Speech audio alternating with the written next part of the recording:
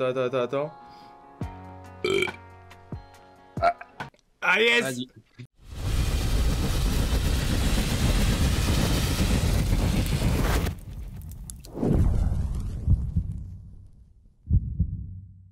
Et yo les gens, bienvenue sur la chaîne de la Dragon Yo Ball. yo yo yo yo. Comment ça va? Yami, t'es là avec moi? Ça va ou quoi? On est là, gros. On est là, on est là. Chercher un truc à faire, mais voilà. Ouais, rien du tout. Ouais, voilà, je bois le café. Bon, on est là pour quoi? On est là pour quoi? Hein? On est là pour RPZ. La team. Présente, on est là. Je décode, on est là pour... On commence une série de vidéos sur les présentations d'archétypes. Et aujourd'hui, on est là pour parler de Goku GT. BT17. D'accord, ouais. On va faire une petite série de vidéos sur la BT17, expliquer un deck par couleur. Parce qu'on s'est dit que présenter toutes les cartes une par une, ça sert à rien, parce que la plupart de vous l'ont déjà faite. Ouais, obvious. Et que tout le monde sait lire. Bon, enfin, j'espère, sinon tu joues pas à Dragon Ball, t'as vu? Et puis nous, on va présenter des archétypes, par deck. Et on commence du coup avec le fameux Goku GT en rouge. Ouais, et on va commencer. c'est parti. Donc bon, c'est un format qui se veut à la fois pour les débutants, si vous ne connaissez pas le jeu, et comme ça on vous explique la base de la mécanique d'un archétype. En gros, c'est le pote qui normalement vous explique la mécanique, mais là c'est nous qui le faisons. Et même si vous êtes joueur avancé ou moyen, bah encore une fois, si vous avez la flemme de comprendre la synergie du deck, on est ici pour vous mâcher le travail. C'est ça, parce que le leader apporte une nouvelle un peu synergie, notamment avec l'unisson. On verra que ce deck est vraiment dépendant d'un unisson et que y a un peu de texte quand même à lire sur les leaders. C'est pas juste ta tape, tu draw et puis c'est fini, tu vois. Ouais. Donc c'est vrai que ça peut être intéressant de voir la mécanique. Donc le leader en lui-même, donc sur la partie de gauche on l'a en non éveillé, donc quand il est placé dans la zone du leader, on joue son unisson respectif, on reviendra dessus par la suite, et quand il attaque, tu peux choisir une carte Saiyan de ta main, la mettre sous l'unisson et piocher deux, donc ça fait un bon cycling, c'est cool. Ouais. Enfin, un cycling, faut pas trop que je fasse d'anglicisme si jamais il y a des débutants, ça permet de bien trier ton jeu, de épurer ton main deck. Et donc ton éveil, c'est quand tu as 4 PV ou moins, ou alors que ton unisson a 7 marqueurs ou plus, ce qui en théorie en optimisé te permet de t'éveiller tour 2. Voilà. Et tu draw 2, Vas-y. Ouais, ça peut paraître beaucoup 7 marqueurs, mais vous allez voir, l'unisson en fait il gagne énormément de marqueurs très rapidement. Ouais. Et donc tu t'éveilles, tu pioches 2, tu te mets à 6 points de vie. Et donc quand tu es éveillé, quand tu attaques cette fois, on arrête de mettre 1 sous l'unisson et draw 2. Là on pioche que 1. On a un active main qui est là pour sécuriser, on va dire, le deck. Si jamais vous perdez l'unisson, pour un rouge, on peut le rejouer depuis la main ou depuis la zone de dispersion avec un marqueur dessus.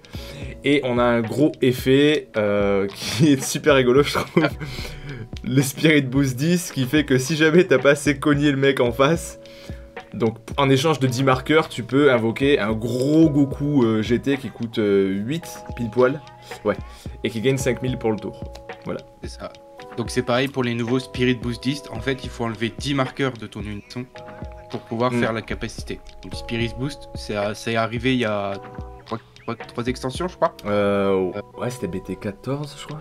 Ouais, c'est ça. Donc c'est pas encore très utilisé dans la méta actuelle, mais beaucoup sur lui, ça va être souvent utilisé.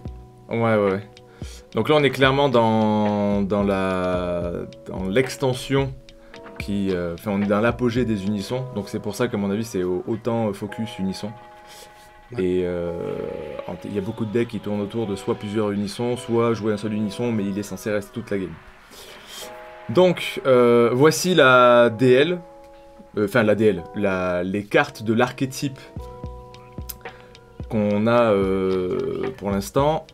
On va les voir une à une dans un ordre précis de gauche à droite, de haut en bas. En fait, on les a mis en gros par ordre de tours. Comment dire, de tours, voilà. T1, bah, de toute façon, l'unisson rentre en place, donc on va voir tous ces effets. Et après, on va voir quelles sont les possibilités de faire à ton premier tour, quelles sont les cartes que tu peux jouer. Et après, on va monter dans les tours. Il a pas pris, enfin Jimmy, c'est Jimmy qui a fait la decklist. Il a pas pris toutes les cartes de l'extension qui sont peut-être liées à ce leader parce qu'il a fait aussi une sélection pour que ça soit le plus optimisé possible. Ouais. Et derrière, on n'a pas mis des cartes qui ne sont pas dans la BT17. C'est pour laisser un peu aussi, on en parlera à la fin, quelles sont les cartes qu'on peut rajouter dans la decklist, donc notamment des staples. Donc les staples, pour ceux qui ne connaissent pas, c'est vraiment les cartes rouges qu'on peut mettre dans beaucoup de decks. Et puis voir aussi des potentiels espace-temps, parce que y en a aussi dans tous les decks. Et voir suite à la banlist de Bardock, hein, RIP. Quel espace-temps nous on peut proposer de mettre dans ce genre de deck. Ah, Bardock dans ça aurait été incroyable. Ah ouais, ça aurait été très très fort. Et donc on va commencer. Donc on va commencer par le commencement, l'unisson. Donc on rappelle qu'on le joue dès qu'on a le leader qui est en place. Donc ça veut dire que c'est le premier truc qu'on fait de la game. On pose leader et ça. Donc il a le mot-clé, je ne sais pas comment c'est en français. Empower Red 10. J'ai jamais checké en français. Bon, ouais, en gros, ça veut dire que quand tu le joues par-dessus un autre unisson, il peut, à condition que l'unisson précédent soit rouge, il peut prendre au maximum 10 marqueurs de l'unisson qui s'en va. Son parvenant, c'est qu'il peut pas attaquer. En même temps, ça aurait été fumé parce que avoir une 15k sur le board, tour 1 pour 0 énergie qui peut taper tout le temps, ça aurait été fumé. Et il a une auto, bien sûr, limite 1. S'il a 4 marqueurs ou plus quand il est joué, tu pioches 1 et tu choisis une de tes battles et jusqu'à un de tes leaders rouges et les deux gagnent 5000. Bon, moi, admettons non. Moi, actuellement, je l'ai pas beaucoup utilisé cet effet, voire même pas du tout. Je pense qu'il y aura différentes versions du deck. Mais la version que moi je propose aujourd'hui, même si c'est pas une DL, mais la synergie du deck de base, pour moi, tu joues à peu près 2 unissons. Donc c'est pour ça que là vous voyez le chiffre 2. En fonction des DL, ce sera entre 2 et 4, mais il faut en jouer 2 minimum, parce que si jamais le premier que vous jouez gratuitement via le leader se fait gérer par la secrète Kai, la secrète U7 Vegeta, et que donc l'unisson se voit être banni, là, vous ne pourrez plus le rejouer via l'effet leader et vous avez perdu le game. Ouais, pour le coup, c'est un peu le point faible entre guillemets du deck, c'est vraiment si on arrive à gérer l'unisson d'or de le mettre dans la drop, parce qu'on a vu que via la drop on peut le jouer pour 1 via l'effet leader. Par contre, effectivement, s'il est banni, c'est un peu plus compliqué. Après, l'auto peut être aussi intéressante dans un autre deck, parce que il n'est pas obligé d'être joué dans ce deck là. Il y aura peut-être des gens qui vont le jouer dans d'autres decks, et puis effectivement, vu qu'il y a Empower 10, et puis que s'il arrive avec 4 marqueurs, il fait des effets, ça peut peut-être rentrer cette auto là dans un autre deck. Ça peut être sympa. Donc après on a son active main qui est un plus 0. Encore heureux que ce soit un plus 0. Ouais. Donc ça c'est le truc que tu veux faire à chaque tour. Tu places une carte Saiyan de ta main sous le leader. Tu pioches 1. Et sous le leader, sous l'unisson pardon. Et l'unisson gagne X marqueurs, X étant le nombre de cartes qu'il y a en dessous de lui. Mais tu ne peux pas gagner plus de 3 marqueurs. Parce qu'il y a des moments où tu as 6 cartes sous l'unisson, le truc il aurait eu 30 marqueurs, à un moment donné ça aurait été n'importe quoi. Ouais, ça aurait été... Déjà que là tu arrives facilement à des 15-20 marqueurs, donc c'est déjà ok. Donc ça c'est vraiment le truc que tu feras tout le temps, tour 1, tour 2, tour 3, tour 4. Et il faut savoir que toutes les cartes qu'on va voir par la suite, la plupart en tout cas, se jouent quand elles sont sous l'unisson. Tu peux les jouer depuis ta main, mais ça te coûtera plus cher. Donc en fait, on perd pas vraiment de CA, donc en fait, on perd pas vraiment de cartes. Pas du tout. C'est pas en se défaussant, on la retrouve jamais la carte. Enfin, le fait de la mettre sous l'unisson, elle sera inutilisable. En fait, si via l'effet des cartes, en fait, on va pouvoir les retrouver, donc c'est intéressant. Et c'est surtout aussi de se dire, enfin, on peut avoir peur que l'adversaire nous gère l'unisson en attaquant tout le temps dessus, en perdant des marqueurs. Mais quand il va voir que T2, T3, il va être entre 6 et 8 marqueurs, il va pas dépenser toutes ses ressources pour attaquer l'unisson. Ouais, pour gérer ça, bien sûr. Et puis, qu'est-ce que... je voulais dire un truc, mais j'oublie, je crois. Ouais, j'oublie. Bon, c'est pas grave. Donc, ah oui, un truc qui est très fort quand même avec cette unisson, c'est que bon, on a tous les counters qui tournent autour des unissons qu'on a à dispo T1, quoi. Donc Yamcha, technique du loup, tout ça. Mais on viendra dessus plus tard. Donc, tac, ensuite. Donc en tour 1, on a plusieurs options. On en a 3. Celle-ci, c'est une des 3. Donc quand vous jouez ce Son Goku, vous regardez les 5 cartes du dessus de votre deck et vous ajoutez un Saiyan rouge avec un coût de 4 ou moins.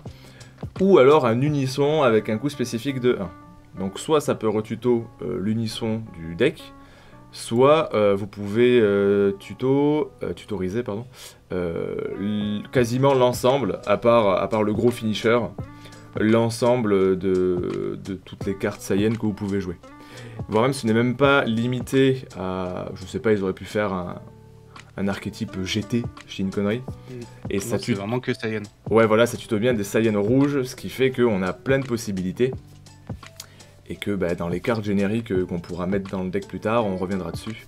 En tout cas, c'est ça qui est fort avec Son Goku, c'est qu'il tuto à la fois les cartes que vous pouvez mettre sous l'unisson et à la fois des cartes génériques rouges qui vous serviront. Et il a un active main qui fait que lorsqu'il est sur la table, bien sûr, lorsqu'il est sur la zone de combat, c'est en français? Ouais. Ouais, c'est ça. Tu le mets sous l'unisson et l'unisson gagne un marqueur. Donc c'est super important parce que en fait, on veut un tour 1 où on puisse mettre un marqueur en plus sur l'unisson pour que T2 on puisse être à 7 marqueurs. Mais ça faut l'avoir joué pour le comprendre, mais enfin je vous le dis, il faut faire un T1 où tu mets un marqueur via une carte et des marqueurs via l'unisson lui-même. Voilà. Ensuite, donc on a un deuxième T1, donc c'est Trunks, lui quand tu le joues il pioche 1. Et il a le classique, il a le même active main que Son Goku, il se met sous l'unisson et il gagne un marqueur. Il y a différentes écoles, donc tu peux jouer lui. Le Son Goku dans tous les cas pour moi il faut le jouer. Le Trunks, ça peut être sujet à débat. Mais en tout cas, on a une autre possibilité après, on a la Pan. Donc elle est très forte. Pourquoi? Parce que elle a barrière, déjà. Elle a barrière, et elle a un active main qui est limite 1. Donc on ne peut faire qu'une fois par tour par exemplaire de cette carte. On choisit 7 unissons spécifiquement. Là c'est pas un autre unisson machin, c'est 7 unissons spécifiquement. On met une carte Saiyan, je crois que c'est même pas une carte Saiyan rouge forcément. Ouais. Une carte Saiyan sous l'unisson, on pioche 1, et l'unisson gagne un marqueur. Donc là où les deux précédents sont très forts, mais sont utiles de manière éphémère. Tu fais l'effet, tu le mets sous l'unisson et il ne reviendra jamais, car ils ne peuvent pas se jouer depuis sous l'unisson. La Pan, elle, reste on board et chaque tour, tu peux mettre une carte de ta main sous l'unisson et draw 1 et faire gagner un marqueur. C'est pour ça qu'elle est, je trouve, incroyable. Ouais, elle est très forte et puis surtout, c'est le mot-clé barrière qui fait que c'est super intéressant parce que gérer des drop 1 barrières dès le début, on n'a peut-être pas forcément tout le temps les ressources ou alors il va falloir tourner autour. Ouais. Et donc du coup, ça peut être embêtant pour l'adversaire parce que tu vas pouvoir te setup, donc tu vas pouvoir installer ton jeu plus facilement.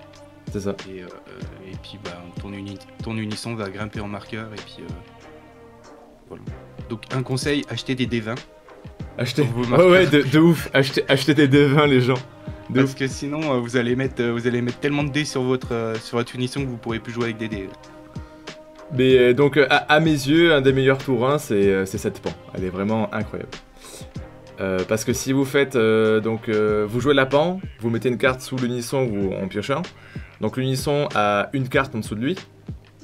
Et il a gagné un marqueur, donc il a 2 marqueurs. Et si vous êtes joueur 1, après vous faites l'effet de l'unisson, vous mettez une carte sous l'unisson, vous piochez 1, l'unisson va gagner 2 marqueurs car il y aura 2 cartes en dessous de lui. Donc ça veut dire qu'on sera à 4 marqueurs en tour 1 quand on n'attaque pas. Et si on est tour 1 mais qu'on est deuxième, on aura un marqueur supplémentaire parce que quand on tape avec le leader, souvenez-vous tout à l'heure je vous ai dit que quand on tape on met une carte sous l'unisson et on pioche 2. Donc ça fait qu'on peut gagner 4 marqueurs dans le tour. Donc si on commence, on a 4 marqueurs. Si on commence pas, on est à 5 marqueurs. Si tout va bien, dans le meilleur des mondes. Et ça t'est, enfin, sur les games que j'ai vu qu'on a fait, ça t'est jamais arrivé que t'es pas ce qu'il faut, parce que la decklist est bien, toutes les cartes synergisent bien avec cet effet-là, que du coup les marqueurs montent après. Après, c'est peut-être que des fois il n'y a pas de T2, pas de T3 ou c'est plus compliqué, mais en tout cas le T1, très rare. Vraiment très rare que tu n'arrives pas à monter à T4 ou 5 marqueurs, suivant si tu commences ou si tu es deuxième. Ouais. Et puis, alors si jamais tu n'y arrives pas, c'est une bonne transition pour la suite d'ailleurs, il est très rarement utilisé pour cet effet, mais on va en parler. Si jamais tu galères à monter un marqueur, tu as ce Trunks, donc il est à 15 000 barrières, qui peut évoluer par-dessus un autre Trunks pour un rouge, tu pioches un, tu le joues dessus. Tu le joues que très rarement comme ça, mais c'est une possibilité. Hein. Il a un permanent qui dit que tant que cette carte est en mode inertie, l'adversaire ne peut pas attaquer ton unisson. Donc il est vraiment sympa. Et son auto à lui, c'est que quand il est joué, une des mécaniques préférées du rouge, c'est tout ce qui est malus. Lui, il en fait partie. Et donc quand tu le joues, tu mets moins 10 000 à une carte adverse pour le tour. Donc en gros, le but du deck, c'est t'aimes bien aller malus le board adverse et après aller taper dans les PV et mettre la pression comme ça. Quoi. Et donc il a un active main, ce qui nous intéresse, c'est limite 1, donc tu ne peux en jouer que 1 par tour, implicitement. Pour un rouge, si ton adversaire a une énergie ou plus, tu peux le jouer depuis sous l'unisson. En plus ils mettent une énergie quoi, donc c'est vraiment voilà quoi. Mais c'est le seul de la famille qui se joue pour 1 que tu peux jouer lorsque l'adversaire a une énergie. Et je pense qu'il a été designé pour si jamais c'est la merde avec tes marqueurs, bah tu puisses le jouer et le mettre en inertie et le mec faut d'abord qu'il aille taper dans ça puis après dans l'unisson. Ça, ils ont pensé à tout pour le coup pour que l'effet, enfin que ton unisson soit quand même protégé si vraiment t'es le mec le plus malchanceux du monde et que t'as pas réussi à faire tes effets. Le tour d'après, même s'il a que 3 marqueurs ou 2, bah tu vas quand même pouvoir arriver à le protéger un petit peu et puis pas pouvoir tout perdre d'un coup. Mais, ouais, c'est ça. Bon, après, c'est très rare. Ouais, après j'ai déjà fait ce play. Bon, le truc qui est relou, c'est que si t'as joué ça, c'est que t'as pas pu gagner beaucoup de marqueurs. Et bon, tu sers quand même le nunus, hein. T'es là, ouloulou, ouloulou. Et le mec, il suffit. Ouais, mais c'est ça. Et puis t'as 4-5 en main à tout casser, tu sais. Si le mec en face il tape dedans et qu'il met un combo et qu'il monte à 15, jamais de la vie t'as envie de cracher une carte de ta main pour le défendre, tu vois. Ouais. Bon, je pense que tu le feras quand même, mais ça te donne contrôle. Ça va dépendre un peu aussi du nombre d'attaques qu'il pourra faire. Exactement. S'il en a que 2, puis que t'as que derrière, t'es pas, même si tu prends un champ de pas, ton unisson reste ok. Oui, tu peux te permettre de perdre une carte ou truc du genre. Donc ça c'était le premier de la famille qui s'invoque quand ils sont sous l'unisson. Ensuite on a un petit Goku qui est très intéressant lui aussi. Donc comme le Trunks, lui, il est incroyable. Donc c'est un 15 000 critique. Bon voilà, critique on aime bien, ADB, tu prends pas ta carte en main. Qui plus est dans un deck agressif, c'est genre toi tu vas tu veux spam le board et en plus tu tapes en critique, ok. Donc il a la même evolve que le Trunks, donc tu peux le jouer par-dessus un Goku GT. Et tu peux le jouer pour 1 et tu pioches 1, donc souvenez-vous tout à l'heure on avait un petit Goku 1 qui regardait 5 et qui tutorisait des cartes, donc potentiellement on peut jouer par-dessus. Il a une auto limite 1 qui fait que tu choisis l'unisson du deck, tu places une carte Saiyan de ta main sous l'unisson, tu pioches 1 et l'unisson gagne un marqueur. Donc lui en termes de plus-value il est incroyable je trouve parce que non seulement il cycle ton jeu, il te fait draw, il tape en 15 crits, il donne un marqueur à l'unisson. Bon, en plus je suis en train d'en boire un, la mauvaise blague, il fait le café, tu vois le délire. Vraiment il est incroyable. Ah non, en plus ça tape en crit, c'est ouf.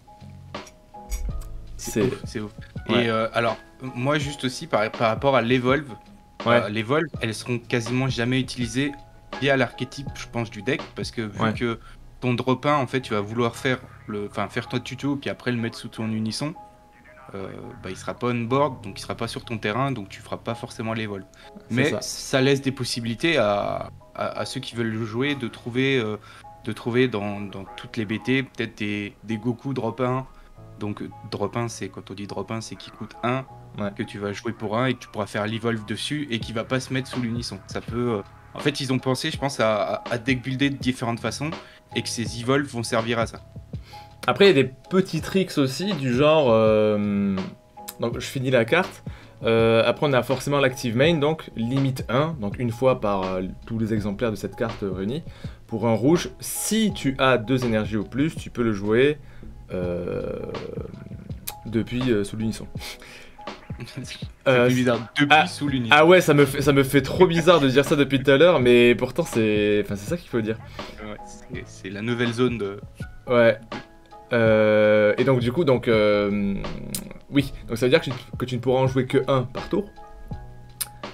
Mais, admettons que tu as un petit Goku 1 sur le terrain, bah rien ne t'empêche de jouer le même depuis ta main via l'Evolve, et donc d'en faire 2. Ouais.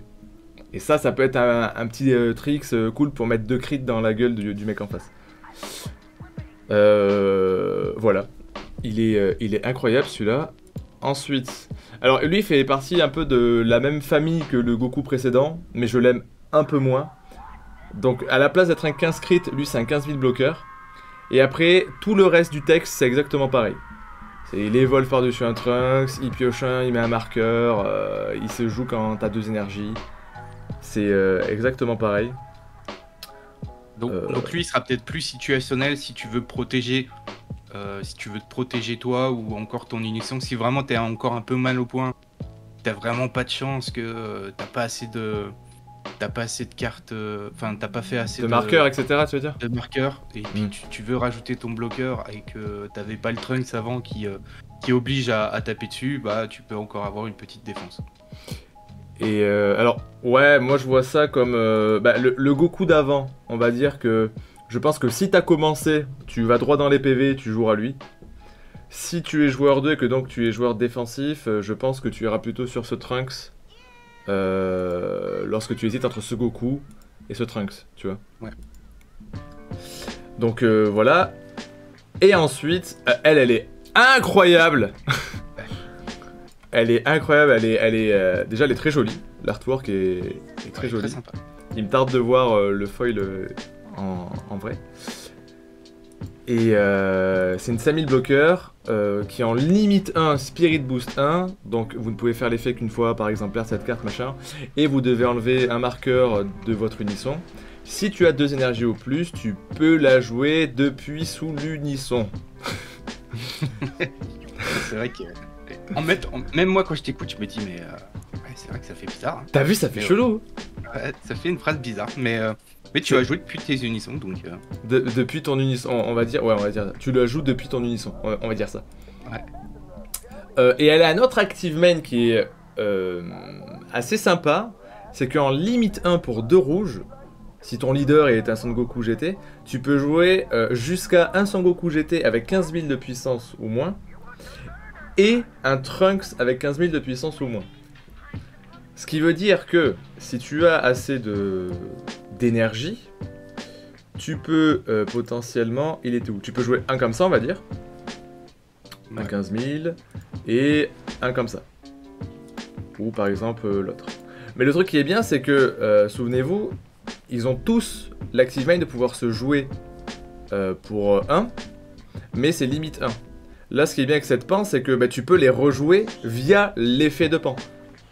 Ce qui veut dire que tu peux très bien faire un 15, je sais pas, un 15 crit ou un 15 Trunks. Tu ne pourrais plus le jouer par son propre effet, mais par contre, tu peux très bien le rejouer via l'effet de pan. Et ça, c'est cool d'avoir pensé à ça, je crois. Ça va permettre de pouvoir spam board, donc de rajouter plein de cartes sur ton terrain, et puis de pouvoir aggro un peu. C'est ça. On est clairement sur un deck aggro. Ouais. On n'en a pas trop parlé avant, mais jusqu'à présent, je crois que c'était quasiment que des communes, uncommune et peut-être une rare. Et là, c'est la première SR. C'est la première SR, ouais. Donc je pense pas que le deck va coûter très cher, honnêtement. Parce que dans l'archétype, il n'y a que 2 SR. Bon, je pense pas qu'elles vont s'envoler en termes de prix. Donc effectivement, c'était la première SR. Donc ce qui est très bien, c'est que vous pouvez aggro la tête du mec d'en face. Et en plus, vous avez un bloqueur qui, en théorie, se joue chaque tour. donc c'est cool. L'adversaire est obligé de jouer autour de ça. Donc ça c'était pour tout ce qui était tour 2. Maintenant on passe au tour 3. Donc au tour 3 on a Sogoku qui est une rare, qui est très important dans le deck. Il a, alors lui son evolve je l'ai déjà faite mais c'est très rare. Pour 2 rouges, tu pioches 1 et tu le joues par-dessus un Goku GT. Bon. T'as l'option. Plastique. Ouais voilà. Quand il est joué, tu choisis une carte de combat adverse, tu lui mets moins 20 000 pour le tour. Incroyable. Trop fort. Trop fort. Et quand elle attaque, quand la carte attaque, tu peux recycler un de tes Saiyans, même pas un de tes Saiyans rouges. Bon, évidemment, tu as envie de mettre des Saiyans qui puissent s'invoquer depuis ton unisson, mais quand il attaque, tu peux remettre un Saiyan depuis ta main. T'as pas trop envie de le faire, ou depuis ta zone de dispersion, tu as envie de le faire, sous ton unisson. Donc, exemple random, au tour précédent, tu as joué ta Pan bloqueur, t'as bloqué, elle est morte. Tour 3, tu mets lui, tu gères un truc sur le bord, sur le terrain adverse, tu tapes à 20 000, tu recycles ta Pan sous l'unisson, et Spirit Boost Pan, tu la rejoues gratos. C'est incroyable. Il est incroyable, et donc pour une énergie, si tu as 3 énergies ou plus, tu peux le jouer depuis l'unisson. Voilà. J'ai pas dit depuis sous l'unisson. Bon, de toute façon, je pense que vous aurez compris à force. Ouais, vous avez capté. Donc, lui, il est incroyable, et à partir du T3, t'as vraiment envie d'étouffer l'adversaire, quoi. Ah non, c'est ouf, hein. Puis surtout que ça peut, le fait de mettre des malus, ça va permettre aussi de jouer d'autres cartes si tu veux gérer le board adverse. Enfin, il y a plein de trucs. C'est pour ça que le fait de pouvoir pouvoir être limité juste en Saiyan rouge, c'est pas limité en plus, c'est même pas le mot que je voulais dire, mais de juste avoir des Saiyan rouges, ça fait qu'on peut mettre énormément de cartes derrière. Ouais, ils peuvent se jouer aussi. Bien sûr, il y a plein de cartes qui synergisent avec. Par exemple, je pense à un Goku SS3, quand la puissance d'une carte est diminuée, hop, on peut le jouer. Ah, tu le joues, ouais. C'est un Saiyan rouge en plus, donc ça rentre dans le truc. Enfin, voilà, ça ouvre la possibilité à tellement de choses. Pour le coup, je pense qu'ils ont été très intelligents là-dessus, en se disant que ils peuvent rajouter tellement de cartes qui peuvent rentrer dans ce deck que la decklist vont varier de ouf. Ouais, c'est vrai. Tac, donc ensuite on a donc le boss monster du deck, qui est très joli d'ailleurs, j'adore l'artwork. Encore une fois, je préfère la SR à la SPR. Donc elle a déjà les premières infos, elle a déflexion, donc parfait. Ça passe sous bleu, ça passe sous jaune, ça passe sous plein de trucs. Elle coûte 8, on prend pas non plus le counterplay freezer de vert. Donc elle est là. Voilà. Active main pour 3 rouges, si tu as 4 énergies ou plus, donc c'est pour ça qu'on en parle maintenant, c'est que c'est à partir du tour 4 que tu peux la jouer. Tu peux la jouer depuis ton unisson, donc pour 3. Et une fois par tour, en échange de 3 marqueurs, donc Spirit Boost 3, tu choisis toutes les cartes de combat adverses, tu leur mets moins 30 000, et la carte gagne tri offensif. Donc en gros c'est un Rasboard, et ça met 3 tartes à 30 000. Voilà. Pour 3, c'est... Pour 3, mettez 4. Pour 3, mettez 4. Mais en général, si tu n'as pas su oppresser l'adversaire et donc le mettre bas en PV, on va dire vers les 3-2 plutôt dans la game, ça m'étonnerait que tu partes sur ça T4. Par contre, si effectivement le mec en face, tu l'as bien bourriné et il est à 2 PV, il y a moyen qu'il ait un peu peur. Il y a moyen qu'ils disent oula. Ouais, voilà, ouais. Enfin, ça peut très vite partir, tu vois. Tu tapes, tu mets une champa double, 40 000 doubles. Il reste 2 attaques derrière. Ça peut être relou. Et elle a un active main qui fait que, je sais pas, admettons, vous n'avez pas tué ou ce genre de choses. En limite 1, donc tu peux la remettre depuis ton terrain sous ton unisson. Donc c'est sous un unisson qui a 10 000 de puissance ou plus. Et tu ajoutes un marqueur sur cette carte. Donc ça veut dire qu'elle peut se protéger Si jamais, je sais pas, elle peut se faire gérer par l'adversaire pendant son prochain tour. Tu peux la protéger sous ton unisson et en plus redonner un marqueur à l'unisson. Donc c'est grave cool. Et elle revient après. Et elle revient après. Et donc j'en profite pour rebondir sur autre chose. Je reviens vite fait sur le leader. Parce que, donc là on était tour 4 et tour 5, souvenez-vous, on avait parlé du Spirit Boost 10. Qui fait que donc en échange de 10 marqueurs, vous pouvez jouer cette carte gratuitement depuis votre main. Et elle gagne 5000. Voilà. Donc on va dire qu'on va aller jusqu'au bout du délire. Donc ensuite on utilise son Spirit Boost 3. Donc en gros en échange de 13 marqueurs, tu as une 30 000 qui arrive sur le terrain, qui peut taper 3 fois, qui met moins 30 000 à tout le terrain adverse. Et même pas une 35 000, pardon, parce que le leader donne. Donc c'est une 35 000 qui tape 3 fois, qui. Voilà. C'est ok. Sachant qu'au tour 5, si tu fais ça, tu n'as toujours pas utilisé tes énergies. C'est trop rigolo. Voilà. Donc 3 attaques, 3 champas, tu mets 6 PV. S'il y a un mec qui joue 3 de champas, bon, à part Antoine Casadei. Ouais. Voilà quoi. Non mais voilà, c'est pour dire que ça met dès qu'elle arrive, en vrai, l'adversaire il commence un peu. Il y a la goutte qui commence à sortir là, il se dit oula. Faut que je fasse quelque chose. C'est ça. Donc, ensuite... Là, on est passé, on a montré quasiment tout l'archétype du deck. Donc, donc voilà, on a fait le choix de prendre ces cartes-là. Toutes les cartes, hormis l'unisson, on les joue en x4, je crois. Ouais, c'est ça. Même la SR, parce que genre, on serait tenté de... Enfin, la SR, celle-ci, là, le gros finisher. On pourrait tenter de la jouer à 3, honnêtement, il y aura débat, 3, 4. Mais juste pour l'effet du tour 5, j'avoue qu'en avoir 4, c'est bien, parce que tu sais, t'en veux une qui traîne dans ta main. Et puis, hormis ça, moi, ce que je vois, et qui est, pour une carte comme ça, qui est aussi incroyable, c'est qu'elle a un coût de 0,5 000 en combo. C'est même pas une plus 1 10 000, qui aurait pu être une brique sur des tours. Non, si vraiment on en a 2 en main, et puis qu'on pourra pas faire, ou quoi que ce soit, hop, combo 5000. Sur un gros ton comme ça, en général, les grosses cartes, on sait que des fois c'est des combos 10 000. Hein. Oui, là, oui.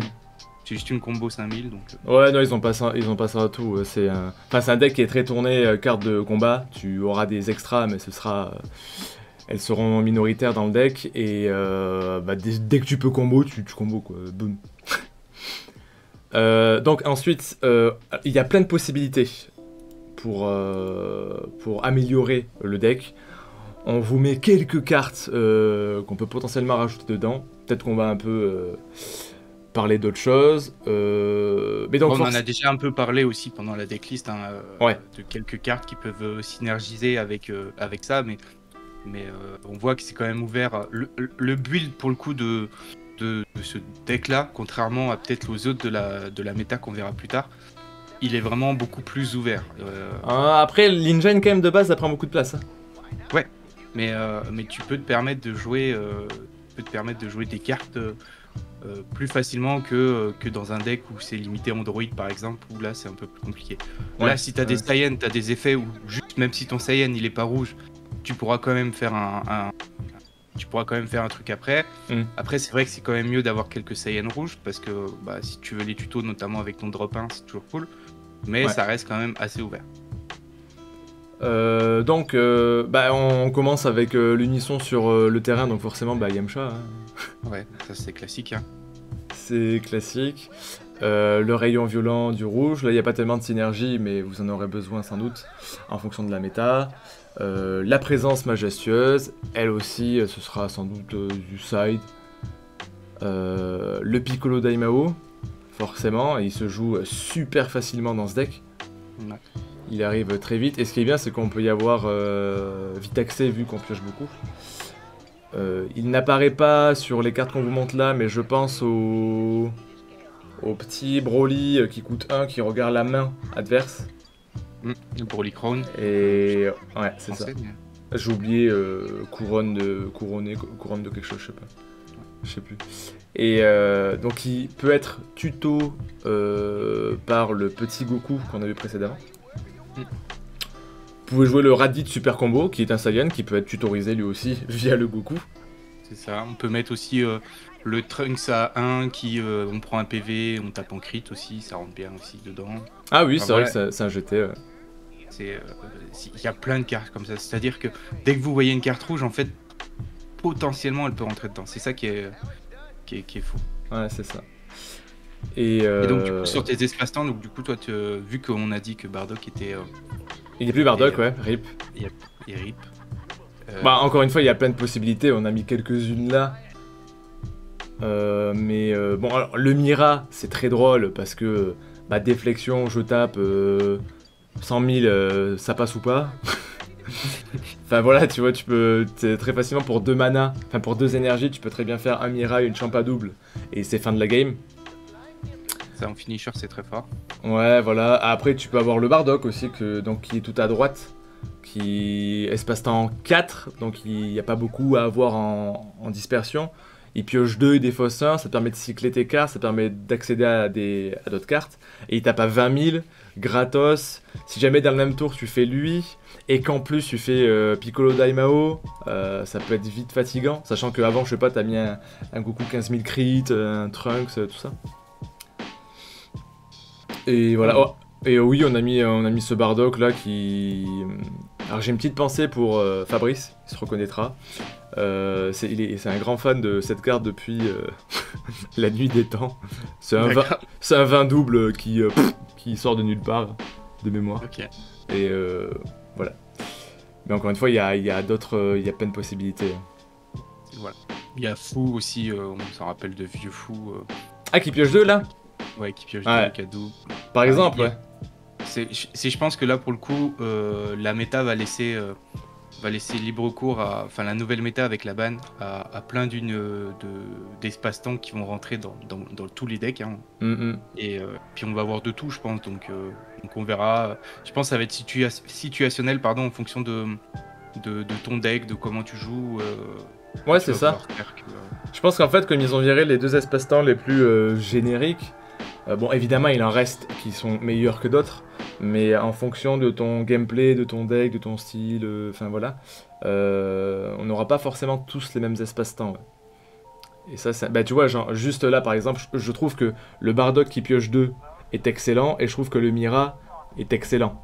Mais est-ce que tu préfères avoir un gros finisher, ou est-ce que tu préfères avoir une 20k qui tape tôt dans la partie, et qui te permet de voir tes cartes?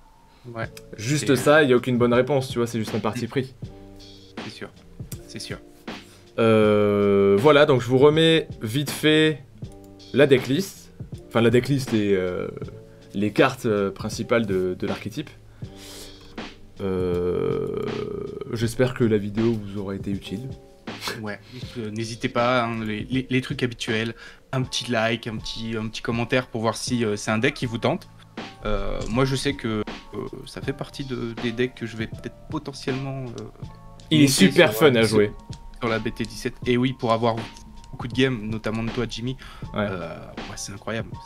Il t'arrives à trop fun. ton board, que tu fais toutes tes attaques et le mec il est là, il fait il y a encore 3 attaques là.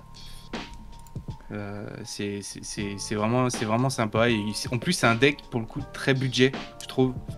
Il a l'air. Et ça, pour le coup, ça va être vraiment sympa. Ça va être sympa, ouais. Tac. Bon, si vous êtes là encore à la fin de la vidéo, je viens de penser à un truc. Pour le fun, dans les commentaires, je lance 2 dés, je vous dis combien j'ai fait, vous me dites combien vous avez fait, ok? J'ai fait 4. En fonction de votre résultat, vous me mettez votre résultat, et si on tombe face à face à Angers, je vous laisserai commencer si vous avez fait un truc super. Les mecs ils vont tous me dire j'ai fait 12. J'ai fait 12.